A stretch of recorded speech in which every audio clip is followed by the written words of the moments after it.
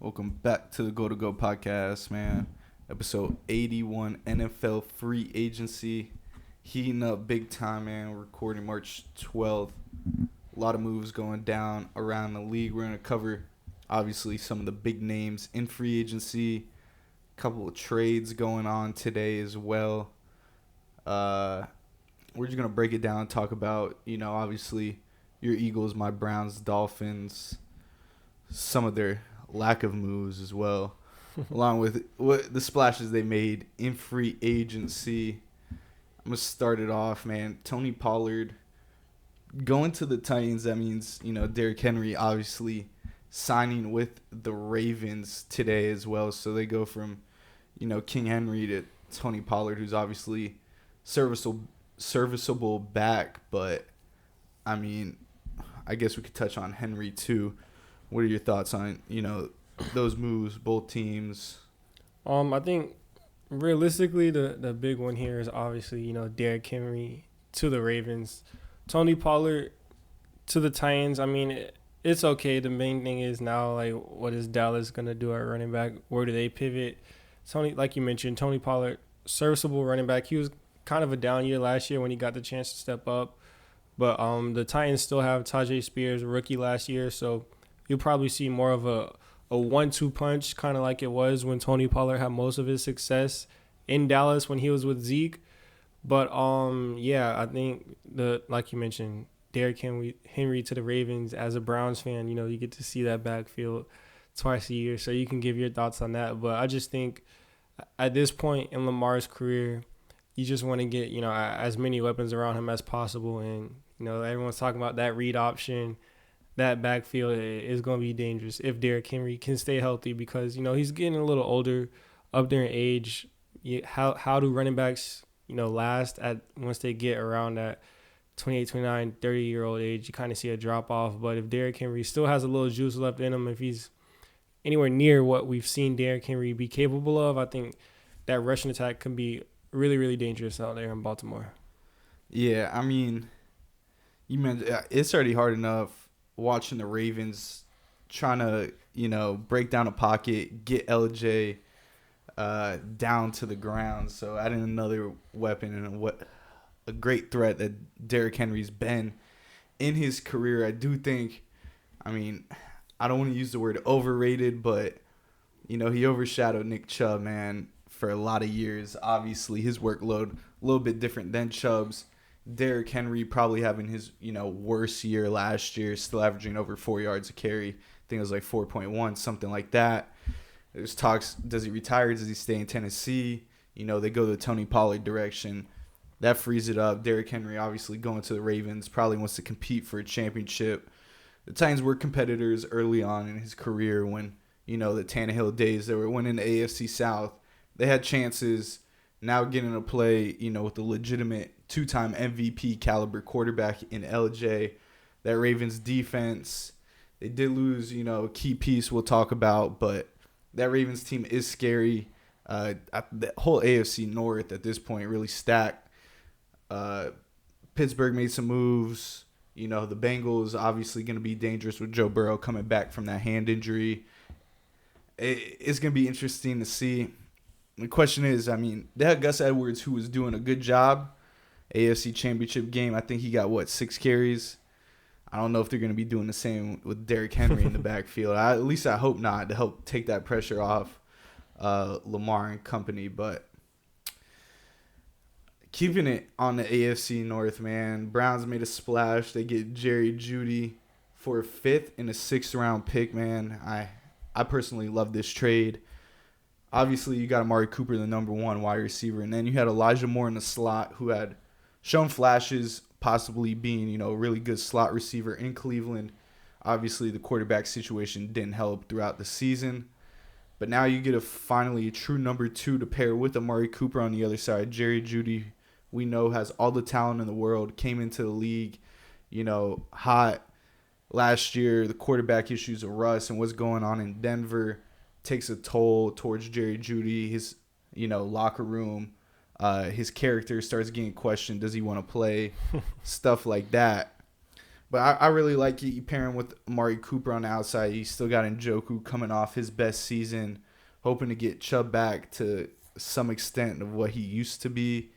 Hopefully he can, after that devastating knee injury and whatnot. But they also added Naheem Hines, so it should be a nice little pickup before Chubb comes back, because he's kind of projected early in the season, week 4 through 6 kind of time frame for Chubb to come back. But I really like that pickup. I think it adds some depth and a well-needed, Jerry Jeudy was supposed to be wide receiver 1 coming into the league. So now you pair him with Amari Cooper, both Bama boys, both excellent route runners. It's going to be interesting to see.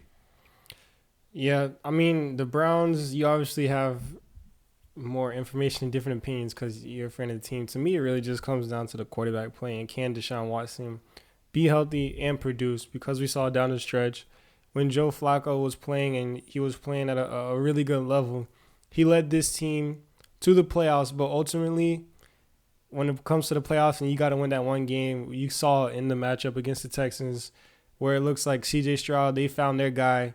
He made the big plays. He got it done. He was able to get his team over the hump where, Joe Flacco was good. He was solid. But in the end, some of those, ugly traits flashed, the interceptions, the turnovers, and it just wasn't enough to get him over that hump. So if Deshaun Watson can come back and play, it's kind of hard to say at that Houston Texans level now at this point. It seems like that was so long ago, but can he be a serviceable quarterback, and can he be better than average to kind of get this Browns team, over the hump? That's really all it comes down to, because you mentioned they're bringing in weapons. They got the talent. Defense is always going to be good. DPOY, Myles Garrett on that side of the ball. So they can get things shored up at the quarterback position. I think the Browns will be set. But, I mean, that's always the biggest question mark in football. So we're just going to have to wait and see. Biggest ability is availability, man. Your words. And I guess I'll just quickly wrap up the Browns free agency, because they haven't been busy at all. They re-signed, Zadarius Smith. Got him on a friendly contract as well. Showed some flashes. A lot of quarterback pressure. Sack numbers weren't there, but he was in the backfield plenty of times. And like I said, you're playing LJ twice a year. I watched him escape from a lot of his Zadarius Smith sacks. So, we didn't get an edge in free agency like we wanted. We go back to Zadarius, solid veteran, opposite of Myles Garrett. He could get the job done. I like that. They get Mo Hurst back, Shelby Harris on the interior, which they struggled with 2 years ago. Those two guys really held up the interior last season. Excited to get those guys back on defense. But that's sort of all the Browns moves that kind of happened. Obviously, Jameis, backup quarterback, but I don't mind that pickup. I prefer him over Flacco. Like you mentioned, he had that Linsanity run, but it was – the interceptions were killer. The, forcing the traffic balls he was throwing. Didn't come back to bite the Browns until the very end in that playoff game with the pick 6. And then, the following drive as well. So I like the pickup. Hopefully don't need to use Jameis at all this season. And Deshaun comes back, healthy, and kind of keeps riding how he was towards the end of his season this year before he got injured. But the big deal, man, that you talked about last week and kind of your prediction was Kirk Cousins, man. And he goes to the Falcons, and he goes and gets a bag, man. So I'll let you take over. You predicted this one and all the weapons, and wherever Kirk goes, that's sort of going to drop the pin on that quarterback free agent situation. Yeah, I mean, at this point, it's the annual Kirk Cousins and his agent masterclass. Every couple years when his contract is up, it just always seems like there's a robust market for Kirk Cousins, and he just always seems to get paid. He's kind of that's kind of like the LeBron method, LeBron always signs those super expensive short-term deals just so he can always maximize his mobility and be able to have all the options. So Kirk Cousins is the LeBron of the NFL. You heard it here first. No. But yeah, I mean, on paper, in theory, it fits. You have all that talent down there, and as much as this is a move to contend to be a better team, because I think right now you would pencil in the Falcons as being, the best team in this division and one of the top teams competing, maybe even looking for a playoff spot. But I also think this is kind of like, he signed a 3-year deal or a 4-year deal, but I believe there's an out the third year. He signed this contract, but I think they really want to see what they have with these young guys. They want to see, are these guys that they drafted in the first round, these weapons, are they legit? Because the past 2 seasons, you had Marcus Mariota, you had Desmond Ridder under center, and you didn't really get to see, these weapons get used to their best ability. Also, Arthur Smith was a play caller who was a solid offensive coordinator, but it just seemed like the head coach was just a little too much for him. So I think now you get Kirk Cousins in the building. He's an adult. You know what Kirk Cousins offers. He's going to be a very productive quarterback, one of the best in the league. You get that top 12, top 10 guy, give you that production. He's going to be able to read defenses. And the most important part, he's going to play on script. He's going to play within the offense. So you'll be able to see all these weapons when you talk about, Kyle Pitts, Drake London, Bijan Robinson, all these guys who were top 10 picks. Now you're going to have a quarterback who, like we always mention, that point guard kind of build where he's going to stand in the pocket, he's going to make the reads, and he's going to deliver the ball. You don't get much playmaking or off the script with Kirk Cousins to where he gets most of the credit. Just ask Justin Jefferson, how fun it was playing with him since his rookie year, how he was able to put up all those numbers, because that's what Kirk Cousins does best. If the coach is able to scheme these guys open, and if these guys are as good as we believe and they're going to be open, Kirk has no problem getting them the ball. So, yeah, I mean, there's always going to be a concern coming off of a major injury like an Achilles, but I mean, I'm hearing that he's right along. He's going to be good, ready to go for the season. He'll be right on track. So hopefully we see some fun in Atlanta, because this season, I think the Falcons were one of the first teams me and you were out on. We were just over their play calling, the way they were using their weapons. So now they get a guy in. So if you want to see how good Drake London is, you want to see, can Kyle Pitts be a true number one? Is Bijan Robinson, really a bell cow, 3-down type of running back? Well, now with Kirk Cousins at the helm, you got everything else in place, a solid O-line. The defense is up and coming. They got some nice pieces there. Now we get to see how good these players are on offense, and I think Kirk Cousins is a really nice fit. Talk about the Justin Fields now is like the questions for him. It's pretty much no market for him at this point. All the teams that kind of seem like there was an opportunity for him, they pivoted another way. A report coming out saying the Raiders were interested. Then out of nowhere, they signed Gardner Minshew. Some reports saying maybe the Patriots are looking into him. Is that really a good fit? Is it the Broncos? Sean Payne kind of just had the older version of him in Russ last season. That didn't really work out well. So interesting to see what happens with Justin Fields. Not really too sure how big the market is now at this point, especially when it kind of felt like it was Atlanta or bust. And then mentioning Russ, he's with the Steelers now, another team that kind of seemed to be in the mix for Justin Fields. But ultimately, it's Kirk Cousins, bro. Like, I feel like it's always a slight overpay, but at the end, like, you get an adult in the room, you get stability at the most important position, and like you said, availability is always your best ability. And until last season when he tore his Achilles, Kirk Cousins was always available, always a solid, steady, know what you're going to get at the quarterback position. So I like this move if he's able to continue to be healthy and he's able to, play at that level he was before his injury. I think the Falcons can be a really good team, especially in the NFC, the weaker conference, might be able to sneak into the playoffs or contend for one of those top playoff seeds in the AFC. Things always shake up. New teams in and out every year. So I like this fit. I think Kirk and the Falcons are able to get some things done down there in the NFC South. Yeah, especially in the South, man. That division being so wide open, and we were out on the Falcons. You kind of mentioned it.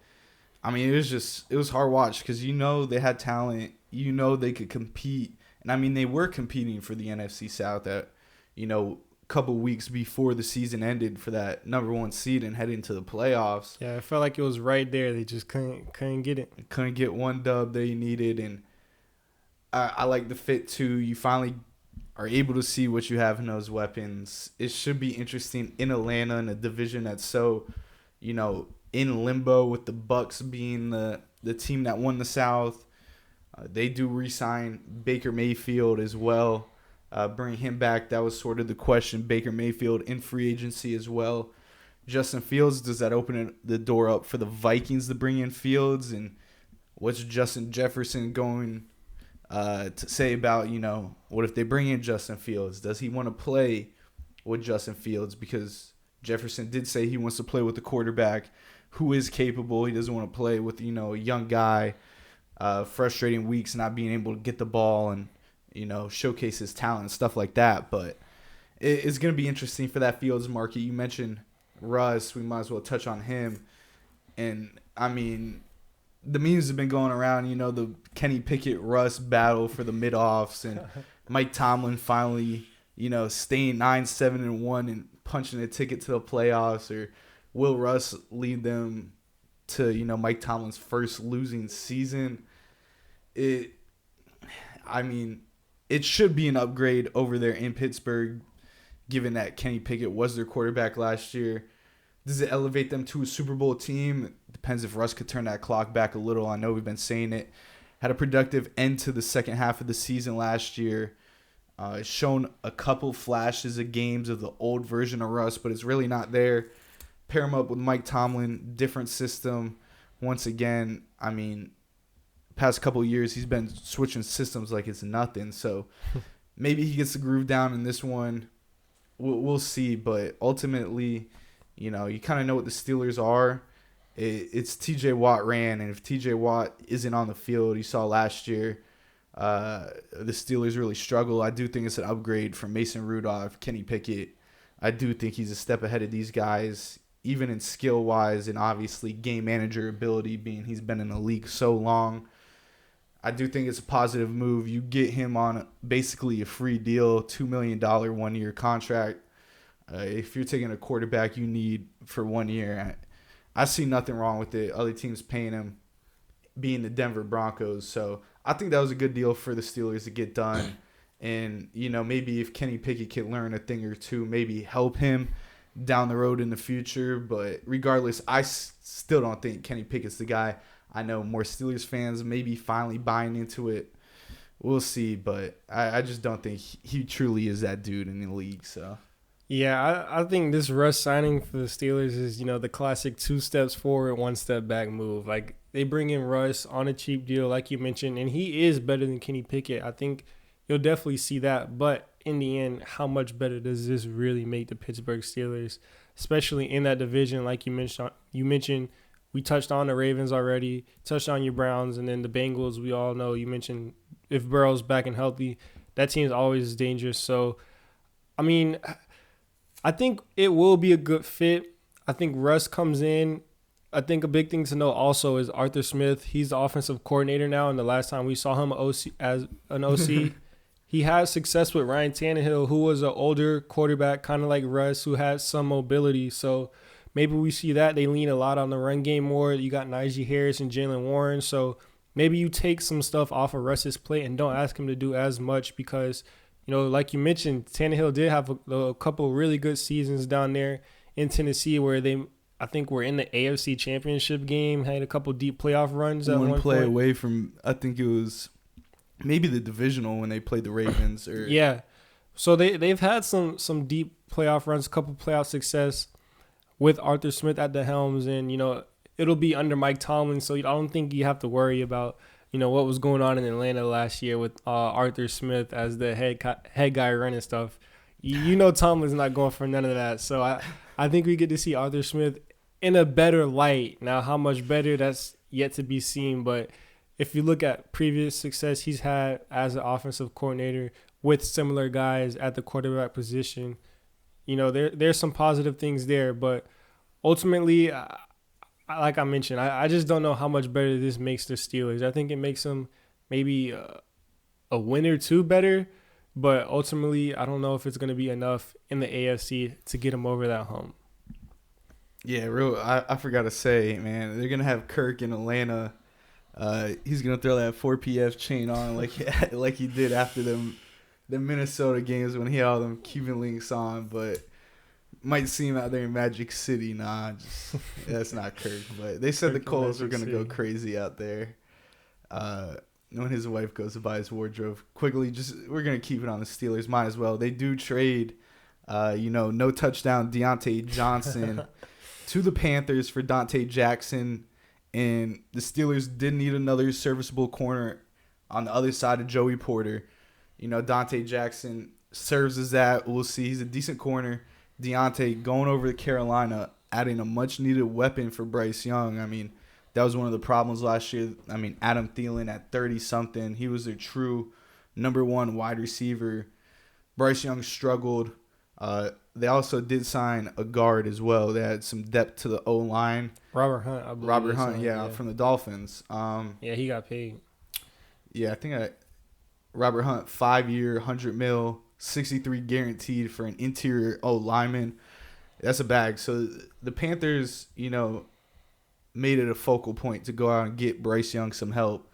They get in Deontay, a very skilled wide receiver who was frustrated in Pittsburgh on what I thought was a really good trade package. I mean, both teams sort of won. You knew Deontay wasn't happy in Pittsburgh. He didn't want to be there.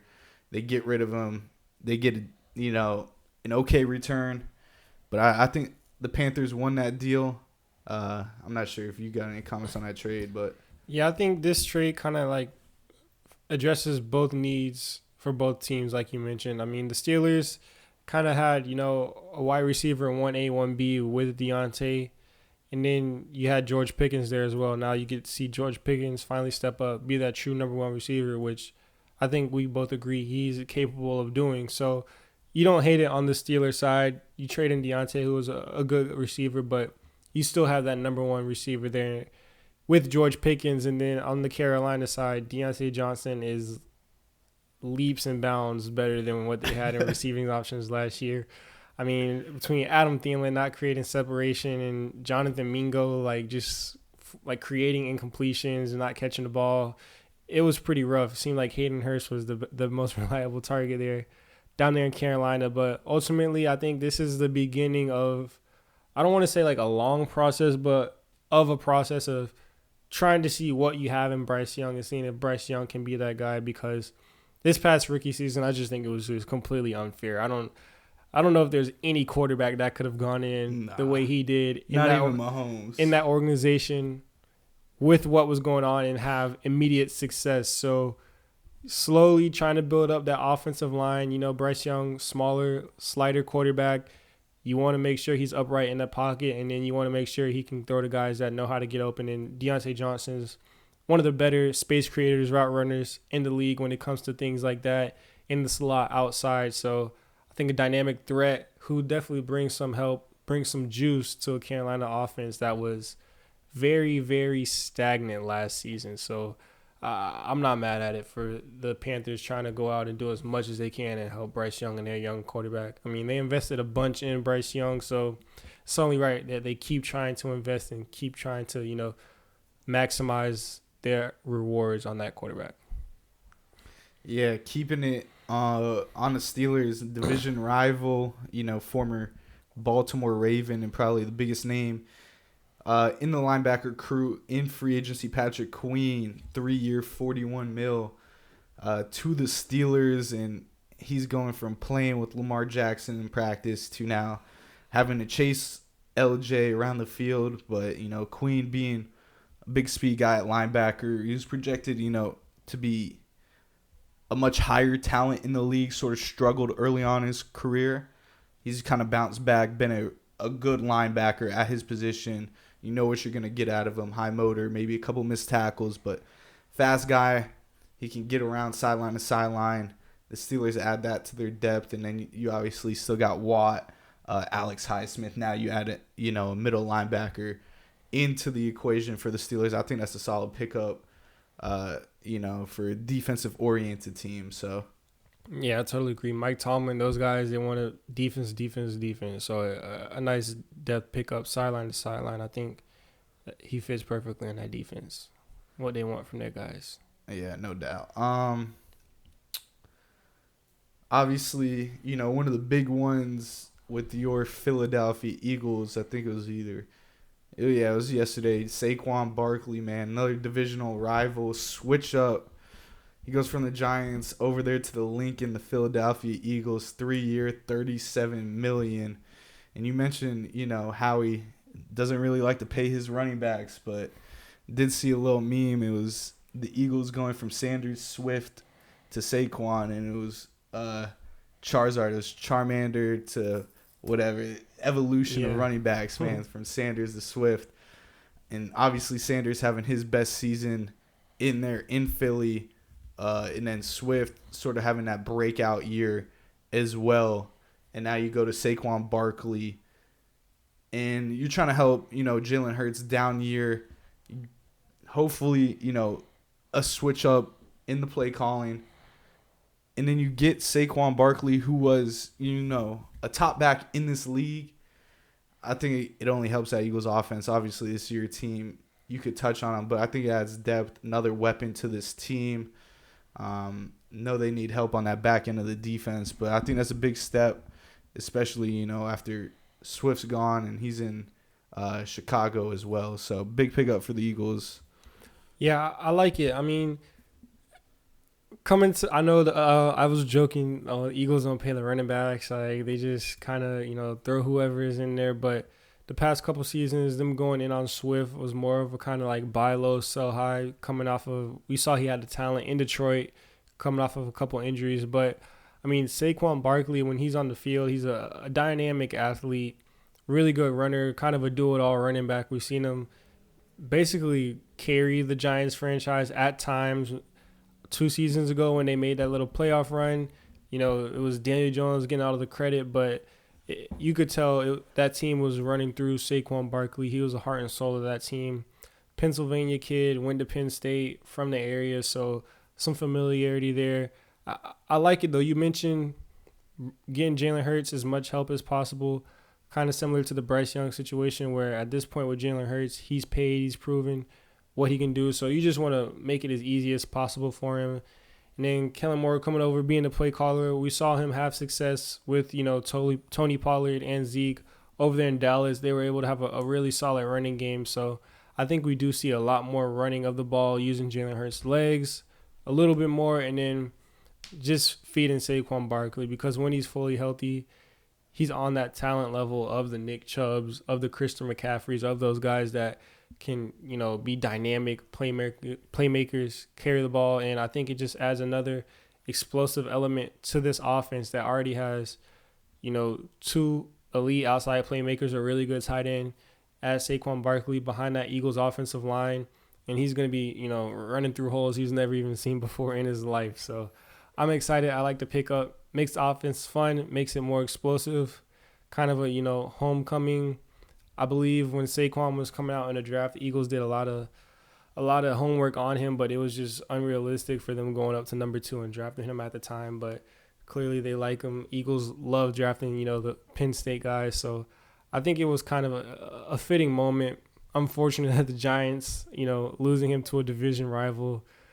Seen a lot of crazy stuff on the internet about that, but but yeah, I think Saquon Barkley will be a fun and exciting piece to add to this Eagles offense that should be on paper more explosive than ever. So it'll be fun to see. Yeah, he has that pass catcher ability, like CMC, kind of like Tony Pollard. You mentioned that Kellen Moore system, step up from Tony Pollard, obviously, but being a dual threat running back, being able to receive, run the football as well. So should be interesting. Big signing over there in Vegas. They beef up that D line. Christian Wilkins goes ahead and he got a bag from the Raiders. I mean, being a Dolphins fan, seeing Christian Wilkins in a lot of games.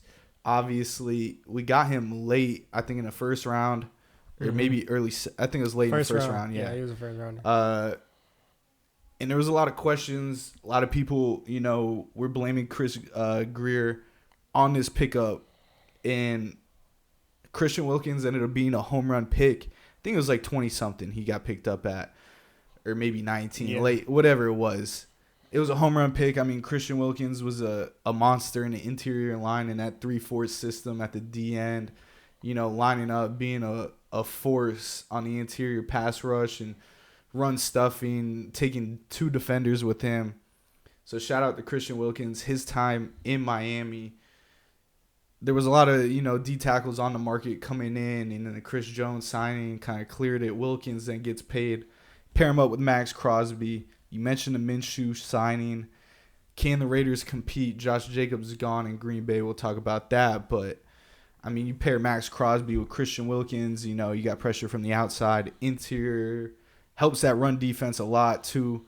That's really what, Christian Wilkins does. But he also applies that pressure from the interior as well. So, I think it's a good pickup. I will let Raiders fans know you got a big game coming. That's when you kind of see Christian Wilkins fall off, and I think that was the issue. Big games, big moments when you needed Wilkins. He was non-existent, but that was with the entire Dolphins team as well. It wasn't just him. It was the whole team from the top down, from Tyreek Hill to the last player on the roster usually. They all folded in big games. Wilkins was a part of that. Maybe the Dolphins are cursed, or maybe it was him too, but the Raiders beef up that D-line. Yeah, Christian Wilkins, I believe when it comes to, defensive tackles and finding a player that can provide an elite interior pass rush, that's like one of the most coveted things, and not only like on the defense side of the ball, but just like in football. It's so rare to find a guy like that who is able to, like you mentioned, the Chris Jones, Christian Wilkins, Jeffrey Simmons is a guy that can kind of get it done like that as well.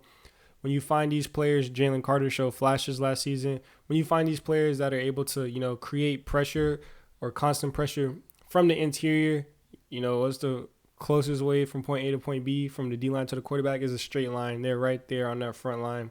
Interior pressure is super, super important. You touched on it, man. Him and Max Crosby, that's going to be a very fun duo to watch on the defensive line. A lot of teams are going to have trouble trying to block those two, and I think the Raiders made a really smart move because in that division, you got those guys. You have, Patrick Mahomes. You're going to see him twice a year. Justin Herbert, he has a new coach, new scheme.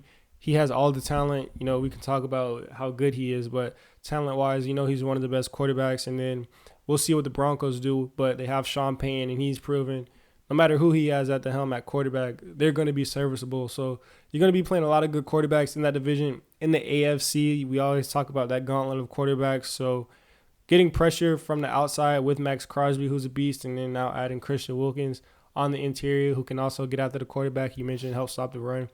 I think is a big, big pickup, and I think, he deserves what he gets paid because he's able to provide such an elite and rare trait and skill set from the interior of the defensive line.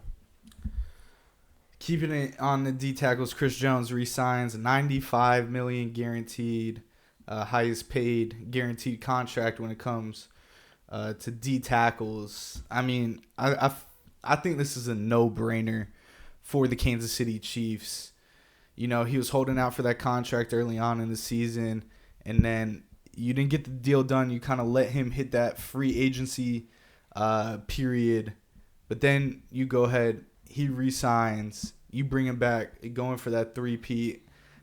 His impact the entire playoffs was it was just different. You had, from every game all the way down to the last snap against the 49ers, his presence was felt, and you really saw how much the Chiefs valued Chris Jones. Outside of Patrick Mahomes and maybe Travis Kelce, I don't even think last season he outperformed Travis Kelce. I think this was a no-brainer. The Chiefs, they just, they stayed the same, but they keep a cornerstone of this franchise, a leader of this defense, and a guy that truly impacts the game, both with the interior pass rush and his ability to stop the run as well. Yeah, not much backing you up, not much to really say there. You pretty much hit everything, covered it all perfect. But I will mention, in the big moments, kind of like you talked about Christian Wilkins, seems like Chris Jones is the opposite, especially this past season in the playoffs, had the big play against the Bills, got that pressure on Josh Allen, made him miss the throw in the end zone, and then you touched on it in the Super Bowl, down the stretch against the Niners when it mattered the most. Chris Jones was there to make all the big plays. So the Chiefs right now, it's like, what are you going to say about the Chiefs, bro? The past 2 years, back-to-back Super Bowl champs, you just sound like a broken record, dog. They have Patrick Mahomes, the best player in football, an elite defense on all levels. You add in Chris Jones, keep him in that interior, and they're just as good. The Chiefs, I think, should continue to be favorites and should be favorites to win the Super Bowl. They're the best team in the league right now. So, yeah, I mean, that's huge for them to be able to get back, like you mentioned, true leader, cornerstone, a very important person in that locker room and on the field. So it's a big win for the Chiefs and Chris Jones. Josh Jacobs, I mentioned, went to the Packers a couple minutes earlier. Aaron Jones released. I mean, we don't really need to touch on it. Running back market, obviously not that big, but Josh Jacobs is kind of similar to Aaron Jones in his ability to, catch the pass, be able to put the football on the ground. Former NFL rushing leader 2 years ago now. Nice piece for the pack. Pair him with Jordan Love, and you kind of keep that system going. It's usually stayed healthier than Aaron Jones. Other than this season, Josh Jacobs a little banged up, and he also was holding out in his contract as well in Vegas. I don't know if you want to touch on that. Yeah, I really like the couple moves the Packers made this, a little free agency splash. They brought in, like you mentioned, Josh Jacobs. Solid running back, is a little similar to Aaron Jones. Saw him, you touched on it, lead the league in rushing. So a lot of ability back there. You love to see the Packers once again doing all they can to support their young quarterback, trying to make it as easy as possible. We know they got all the talent in the world out there with the young guys on the perimeter, so you bring in a solid veteran like Josh Jacobs, who might be a little healthier than Aaron Jones at this point in his career. So you like that. And then on the defensive side of the ball, they bring over Xavier McKinney, who, as an Eagles fan, I know all about playing against the Giants. He always seems to be the one player on the Giants defense who's always around the ball. I think he picked off Jalen Hurts last year as well. So maybe twice. I know he definitely had at least one, but always making big plays. And that Packers defense, we kind of saw, especially against the 49ers down the stretch, where the offense was clicking on all cylinders, but you wanted a little more juice in the back end, a little more help. And I think Xavier McKinney's a super, super good safety. He brings that, and as an honorary Packers fan, shout out Big Max. I like the moves they made this offseason so far, and I think the Packers are another one of those young teams right up there with the Lions and all these other teams that have a very bright future. Throw the Texans in there. These young teams that have their young, good quarterbacks, looks like they're heading in the right direction. So I like the moves the Packers made. Yeah, I was literally going to bring up McKinney next. 4 years, $68 million. It kind of seemed like it was a no-brainer for the Giants to franchise tag in the offseason. And they kind of everyone thought, McKinney getting the tag this offseason, it couldn't work out a deal. Captain, the leader of that defense. You mentioned how talented of a player he is. You add him to that group. The Packers, man, they're kind of the opposite of what the Falcons were last year. Watching the Pack, they were kind of like that fun team to watch. Towards the end of the year. Because early on, you kind of didn't know which version of the Packers or Jordan Love you would get. Mm-hmm. And then Jordan Love, he showed his flashes all year long. But in the end, he really balled out towards the end of the season. Seemed like after that Thanksgiving game, they kind of caught their stride against the Lions. Where they showed out and beat the Lions in prime time. No doubt. And they had, one of the best safeties in the league in McKinney. You can't argue it. And they got Josh Jacobs. They did cut Bakhtiari, opening up some cap room. Wasn't really on the field last year anyways, so it didn't really matter, in terms of the protection of Jordan Love. So now they're able to go out, use that cap space on someone else in free agency if they wanted. All good moves by the Pack. And you mentioned the Texans. They signed Okudah on a 1-year deal real quick. They signed Motor. Or no, they didn't sign Motor. I'm tripping. They let go of Motor. But they did bring in a back. Joe Mixon. Yeah, that's a terrible signing. I'm sorry, but I don't think Joe Mixon has anything left in the tank. They traded for him. Well, I don't know what. They did trade him. Trade release, regardless, they got Joe Mixon. Yeah. Somehow. Me personally, I don't think Joe Mixon got anything left in the tank after seeing last season. But, I mean, hey, it is what it is. And then Motor went to the Giants. That's where Devin Singletary went, so. But the Texans are making some moves. Obviously talented. Gonna get their weapons back this year. Tank Dell went down with that injury towards the end of the year. He's probably gonna come back at some point during the season. Exciting to watch, but I did forget one of your Eagles. They went out and they got, another edge. So it's going to be Bryce Huff coming over, 3-year, $51 million. It kind of puts, one of those edge rushers that the Eagles have on the trading block to possibly get some value out there. I don't know your thoughts on this one. Yeah, so I like the Bryce Huff signing. Makes our pass rush younger for one. I believe he's only like 25 years old, double-digit sack guy. Was mostly a rotation guy last season for the Jets, who we touched on had a super deep defensive line. So they got a lot of talented guys there. So he'll definitely be a more prominent role for him on Philly. But the rumors and what I'm hearing out of Philadelphia right now is on it. I think both guys are on the trade market right now in terms of Hassan Reddick and Josh Sweat. But I believe Josh Sweat is the one they're leaning more towards trading. And if they can't eventually trading him, they're saying they might just straight up release him. So not too sure, what's going on there. But I definitely do know, I believe Howie said that they want to see a lot more of these younger guys. They invested a lot in that defensive line. The Eagles always picking in the trenches, so that they want to see what they have up front with, Jalen Carter, Jordan Davis, Nolan Smith was all first-round guys, but, especially Nolan Smith coming off the edge, didn't really see that much play last season. So definitely want to see him stepping up into a big role. Looks like him and Huff are going to be the two primary guys on the edge. And then maybe if we keep Hassan Reddick or keep Josh Smith, one of those two guys, they'll be rotated in. So I like it, man. The Eagles, you got to get younger. We have to see what we have. We kind of saw last season how that defense kind of lost its juice, didn't really have much fight in them at all. And maybe it was because a lot of those guys were aging. And, at the end of their career, you look at the Brandon Graham, who's basically just signed a one-year deal this season to go on his farewell tour. And then Fletcher Cox ended up retiring. So how much do those guys really have left in the tank? I think that's also a reason why they're feeling okay moving on with, Hassan Reddick or Josh Sweat or even both at this point, because we saw they kind of lost a little juice there at the end of the season. But I like to see them keep at least one of those guys, bring in a rotation, keep it fresh. But yeah, man, I'm so far I'm pleased with the way this Eagles offseason is going. And bring back Chauncey Gardner-Johnson. That's one of the biggest things we touched on. Eagles in the secondary, their defense. I just said lost juice. Well, when Eagles went on that Super Bowl run, he was, it looked like the only player on defense for the Eagles, playing hard in the Super Bowl. Had that big hit on Juju, I believe. Talking, all his mess, bringing, that fire to a defense that seemed to have none last season. Also get a little younger. I believe he's only 25 or 26, so still in his athletic prime. You don't have to worry about, the James Bradberries and stuff like that. It's like we either had like super, super aging veterans or really, really young guys all over the field. I think Chauncey brings in a nice, middle where he's had some experience in NFL, but still has in his athletic prime. He's going to be playing all over the secondary, in the slot, back at safety.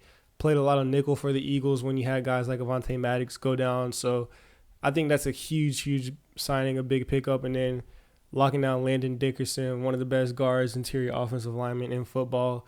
Signed him to, I believe, a 4 or 5 year extension. So the last thing really missing is, getting Devontae Smith extended, which I know they still have time, but you like to see them get that out the way right now. But overall, I can't really complain. I'm also hearing that the Eagles are still very much being active right now in free agency in terms of the back end, still looking to add some more safety help. I believe Justin Simmons is the name that's still out there, who's been heavily rumored to the Eagles. So I'm seeing, reports and tweets and stuff saying that they're still heavily pursuing some more help in the back end, and they also will be bringing in a linebacker one way or another, is another report I also saw. So I'm not too sure how good that linebacker will be, but definitely someone, or a position the Eagles should look to at least add somebody to. We talked earlier before the podcast started, lost Nicholas Morrow to the Bills, who was basically just a body on the field during passing downs, but was a solid okay run defender. So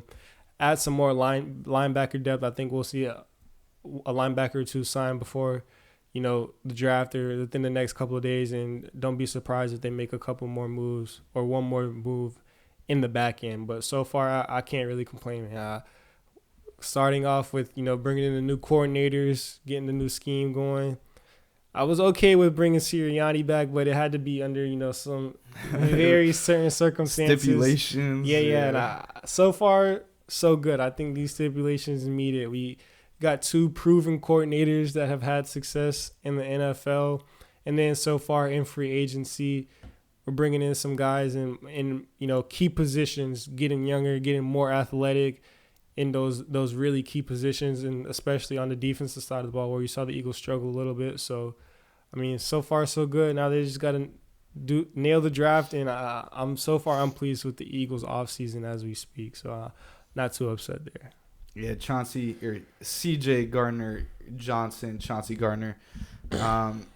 He was that UF defensive master class that used to be what we grew up on. Yeah, exactly. That Florida defense that was elite. He was part of those days. The Marcus May. He was sort of the younger guy. He played a lot of. You mentioned when he was in Philly, he dropped down into the slot. He did a lot of that in college. Elite level guy that could fly around the field, ball hawk. He could hit. He could tackle. I think that's a great pickup if he stays healthy. I think he also led the league in interceptions when he was on the Eagles 2 years ago. So, ball if skills. Not, he was tied, I think. Yeah. I think that's a great pickup. You add him with last year's rookie as well. Forget his name over on the Eagles, but. Cindy Brown? Nah, the rookie. On the Eagles? Yeah. Yeah, Cindy Brown. But you talking about Reed Blankenship. I think he was like second or third year. Second year, I think, last year. My bad. Yeah. But, that guy, you said it. He's in the box tackle, not really a cover corner or safety. But I love the pickup for the Eagles. Big fan of Chauncey. He gets a nice deal, $11 million a year. So there was one more signing on the Texans. It just happened today.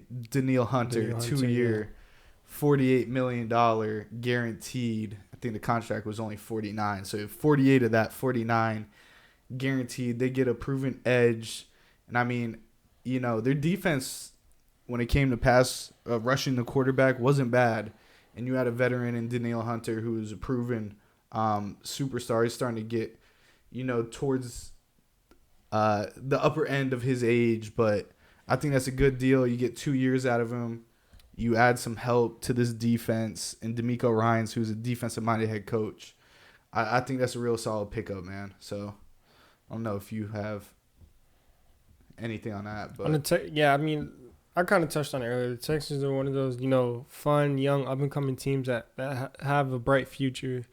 You could talk about, bringing in Will Anderson and C.J. Stroud, both winning, pulling the Jets, having the offense and defensive rookie of the year, and then bringing over D'Amico Ryans as the young head coach. Very, very promising. Got a playoff win. So at this point, it just kind of seems like, whatever they add is kind of just a plus, or, trying to just make that team make them as good as they can, because they got the most difficult 2 most coveted positions down, it looks like. So everything else is kind of, just team building.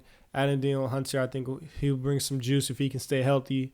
Has a little injury history, but when he's on the field, I believe he stayed mostly healthy last season, had a really good season for the Vikings. Him and Will Anderson will be a fun pass rush to watch. You want to talk about speed, athleticism. Those guys both have juice, can get off the edge. Super, super quick, super bendy. So I think, add a really good pass rush to that Texans team. Secondary, the second level is okay. They got some players back there. Jalen Petrie at safety. Derek Stingley over there at corner, 2 promising young guys. But just juicing up that pass rush, man, and making it easier for C.J. Stroud, getting him on the field more, getting the ball in his hands as much as you possibly can, getting those teams out the field, forcing those, second and long, third and long situations to where they eventually ended up punting. So you can never have too many good pass rushers. As an Eagles fan, that's the way to go. So I don't hate it at all for the Texans. 2 solid moves. Yeah. And for the Eagles, I forgot to mention, you talked about linebacker and everything. Jerome Baker probably, one of the names out there in free agency still. Obviously, Dolphins didn't re-sign their captain. Jerome Baker.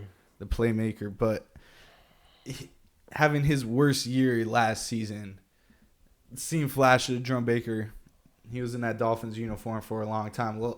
Loved him as a player. Good speed at that linebacker position. And 2 years ago, the Eagles had superb linebacker play. And then last year, it was a serious drop off from the years past. So that could be a name flown around for the Eagles. But when it comes to the Dolphins, their lack of re-signing of Jerome Baker and Christian Wilkins when Greer's the guy that drafted these guys. He loved them. He let them walk. Obviously, speculation is, Tua getting $50 million a year. I'm just not gonna comment on any Tua talk till the season. I hope I don't know. No Tua talk, but maybe there's a chance. I don't know. They get Shaq Barrett. I like it. Last time the Dolphins got an aging defensive end was Emmanuel Ogbah, who had one season where he revived his career, got double-digit sacks. The Dolphins ended up paying him, and he ended up falling off the face of the earth once again. But maybe Shaq Barrett, he's got that 1 year in him. He gets double-digit sacks, because they lose Van Ginkel as well. He walked and signed. Forget where, but Dolphins let him walk too. Vikings, Minnesota. So they lose a lot of key pieces. Dolphins finally did make sort of a splash today in signing Jordan Poyer. Bills being that rivalry, he's coming down to Miami. He knows, Josh Allen, that AFC East. A lot of players going to division rivals this offseason, and I'm not mad at this Jordan Poyer deal. You get a safety, pair him up with Javon Holland, let him roam with I don't hate it at all. Veteran presence, can teach a couple of things to Javon Holland as well. And I really like that signing, but, other than what we've been doing, it is what it is.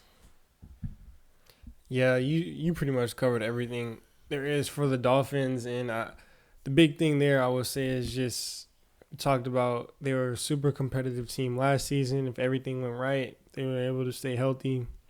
They had a chance to contend for the Super Bowl. Now, with the money things, with losing a lot of these key pieces, especially Christian Wilkins, and with the injuries, what is the Dolphins' legit ceiling now? So I think they definitely have some questions to be answered there. But like you mentioned, I think when you lose some of those guys, those key pieces, especially Christian Wilkins, who, like I mentioned, just he can provide such a rare talent and rare value to a team where it's not often you can find someone that good at something that's so hard to find. So a lot of question marks right now in Miami, but I do agree. I like, bringing over Jordan Poyer, really, really good veteran safety. Like you mentioned, has a lot of experience, has seen a lot of football. So he'll definitely help in that back end. And it's just going to be up to these young guys now to step up for Miami.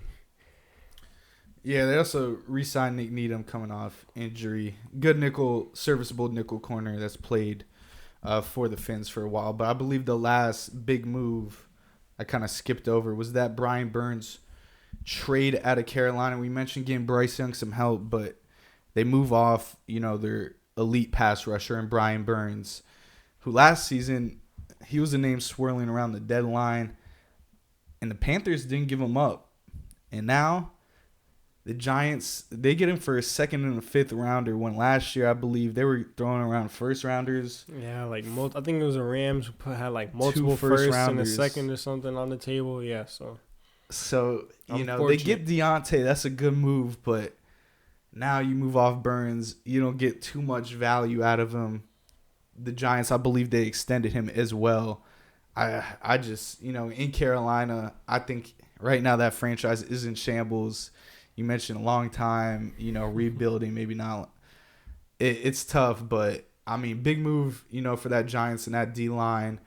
You pair him up with Kayvon, Brian Burns, Dexter Lawrence. That's a scary D-line. The question is, obviously, the offensive side of things with the Giants and then the back end of that defense as well. But big pickup, elite pass rusher, and, hopefully the Panthers are figuring something out. I don't know. Yeah, touching on the Giants real quick. I like what you touched on. I like what they're building up front defensively. You mentioned those three key pieces. I think that's going to be one of the best defensive lines in the league. A lot of juice, a lot of pass rush. 3 really good guys who can get after the quarterback. Thibodeau, a little younger, still developing, but when you look at Dexter Lawrence, who's been one of the best interior defensive linemen, kind of on that Christian Wilkins level. I believe they played together at Clemson as well. So 2 similar players. Well, not similar. Dexter Lawrence is a little bigger, but in terms of production, in terms of getting after the quarterback and stopping the run from the interior, and then Brian Burns, who is just a twitched up freak, man. You want to talk about athleticism and speed coming off the edge. I like what they have. Well, I don't like what they have as an Eagles fan, but from a football perspective, I like what they're building on the defensive line. But outside of the defensive line, I mean, there's literally questions every single where else on that team. Like, defensive line, A+. Everywhere else is like, not too sure if they have a quality starter everywhere else besides left tackle in terms of Andrew Thomas. But, I mean, a young secondary, you just lost arguably your best player. Offensive line outside of Andrew Thomas has been shaky at best. And then you touched on the most important position in football, quarterback, Daniel Jones. Is he that guy? And then you just lost, the face of your franchise, your star player, Saquon Barkley. So if you're a Giants fan, just enjoy the defensive line.